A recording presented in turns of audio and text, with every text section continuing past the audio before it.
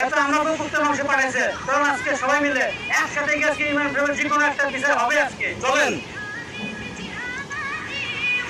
ওই ইমাম সাহেব, আজকে আর খবর আছে। ইমাম সাহেব, আপনি জানেন না কুকুরের মাংস খাওয়া যায় হারাম? তা আপনি আমার কুকুরের মাংস পাঠালেন কেন? কুকুরের মাংস খাওয়া যায় হারাম এটা আপনি জানেন, তো সুদ খাওয়া হারাম সেটা আপনি জানেন না? হুজুর, আমি তো সুদ ঘুষ খাই না, আপনি আমার জন্য কুকুরের মাংস পাঠাইছেন।